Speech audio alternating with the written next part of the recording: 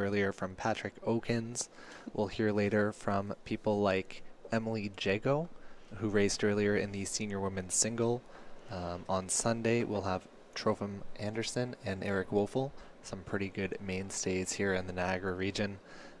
Katie Brugling, another St. Catharines rowing alum who recently got named as the Queen's University head coach. So Katie will join us later this week as well.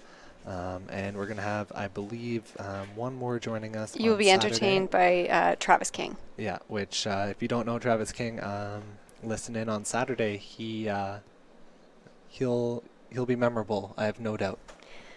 Looks like absolutely dead calm up at the start. All three of those boats having no trouble turning the length of the boat to back into the gates. And once they're in, their job now is just sit, take a breath, relax, and get ready for 2,000 meters of racing ahead of them. You can see the boat holders have, in the lanes closest to us, they don't really have a job to do right now. So they've got the best seat in the house. That's true. They'll be able to watch this really exciting race. I think there's really something special about the eights storming off the line, out of the gates. Really exciting to just see that many bodies moving in unison together, especially when you get senior athletes like this. This is going to be the women's under 23 lightweight 8, so likely some very experienced athletes. Lightweight, so they'll have had to weigh in this morning. This is a 3-boat straight final, so they won't have had any heats or any semis, but if they are racing in other events, they'll have had to weigh in every other day, either before or after. And here we have a start. They're off. Now, one of the mainstays, I think, when people think of lightweight rowing, they think about, oh, they're just going to get the rate up really, really, really high. So you can kind of see, it looks like our crew in the middle there from Wyandotte, they are definitely winding it up, but still 3 boats across, and it'll probably stay that way for a little while here in the race. Yeah, so it's challenging. We were talking earlier in the senior women's 8, talking about how they won't have raced each other before. Maybe just it can be challenging going into that race situation. I think even tougher going into a situation like this where it's not even a full field, only 3 boats. If kind of someone jumps the line, it can be pretty demoralizing, I would think. Yeah, I think the neat thing about this event too is that because they all have to be lightweight women under the age of 23, you might get some really young kids in here. You might have some 16 or 17-year-olds to round out a boat. Vesper, of course, typically a powerhouse in lightweight women's sweep rowing, and they're looking really, really good. St. Catharines also pretty much every year having an entry, if not 2 sometimes in this event. Yeah, so Vesper, as we approach the 500-meter mark, Ali, as you were talking, they all crews will have bumped up their rate to get off the line, but Vesper cruising at about a 35 now, so they've lengthened out. They're into their body pace, and as we cruise through the 500-meter mark, they've just lengthened themselves out, so they've got almost a full boat. Yeah, I would say almost exactly a full boat ahead of St. Catharines, who's about half a boat up on Wyandotte. Yeah, we've got Bailey, Gabby, Rachel, Elaine, Josephine, Emma, Marilyn, Grace, and their coxswain Allie in that Vesper boat, looking like they're fairly comfortable, and their strokes looking really solid. Their blades aren't waving around in the air. They look quite comfortable as they cruise into the second 500-meter stretch.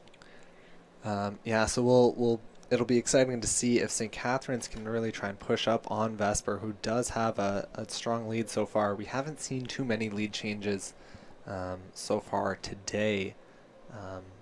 I think especially Mike and I were discussing earlier, the 8, it can be really difficult to get that boat speed up, to move that heavier, longer boat.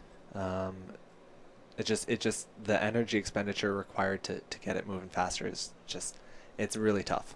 But it does look like both boats have separated as they're coming through, approaching the 1,000-meter mark, maybe 800 meters into this race.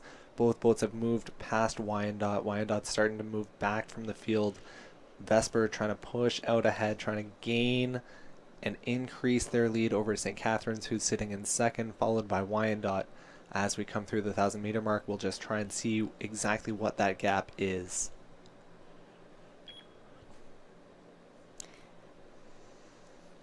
Definitely looks like they're continuing to open up their lead in the blue boat from Vesper crossing the Wow. 1,000.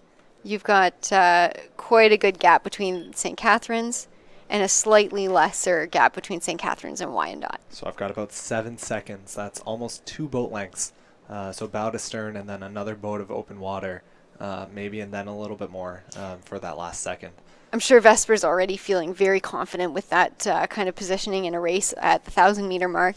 Last year, the winner of this event was from Saratoga, New York. The trophy they're racing for is the Arthur Sims Memorial Trophy. Arthur Sims was a founding member of the Ecorse Rowing Club in Ecorse, Michigan. He took an active role in running the club from the very beginning in 1939. Yeah, so Vesper definitely, as I was saying, coming through the 500, they were at about 36 strokes per minute. Now they're at about 33. Definitely a lot more control, a lot more composure.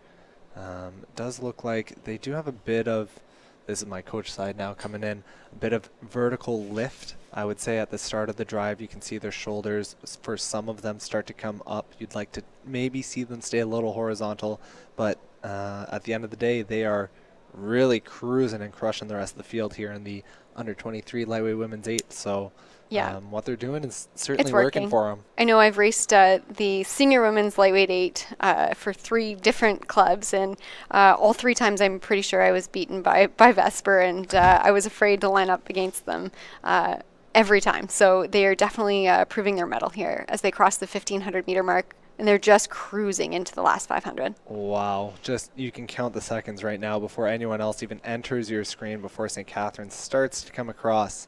And it's not like St. Catharines is not a competitive club. We've seen already a couple really strong showings for the St. Catharines Rowing Club today. The local team here trying to chase down Vesper, trying to hang on, as we were alluding to before the start of this race. 3-boat straight final can be a pretty challenging thing to stay motivated for in a situation like this. You get down, you get that far down, there's no one really else pushing St. Catharines. They just know they're that far behind Vesper, and it's pretty well over already. Vesper really looking confident, controlled, nice and long strokes. Obviously no panic, no reason to be panicked. And you can just see the Coxie egging them on, trying to get everything they can out of it, and kind of not give in, put on a strong finish. And there's something to be said for winning an event with 8 of your best friends, right? So I'm sure these girls have trained together all summer. They probably break down into smaller boats as well, whether they're rowing a pair, a double, a 4. But their coxswain for sure is she is not backing down. You can see her there. She's probably just telling them, "You've got this in the bag." And that they do, as they're going to come through the line. Vesper Rowing Club out of Philadelphia, cruising through the under 23 lightweight women's 8 unofficially, but it did look to be a pretty clean race. Everyone going pretty straight down the course, staying in their lane. Well done, and congratulations to all crews. You can just see Vesper checking the water, squaring their blades, slowing their boat down. There's a little bit of space between the finish line and the shore, but particularly in the 8s, you've got to make sure you throw those brakes on pretty quick. Yeah, there's not a lot of real estate. Once you cross that finish line, you'll see them pretty quickly spin their boats, and there's not a lot of space to maneuver. So unofficially, Vesper in lane 4 winning in a time of 6:27.77, a whopping almost 19 seconds ahead of St. Catharines. Wow. And even St. Catharines coming in about 13 seconds unofficially ahead of Wyandotte. So well rowed to all those athletes.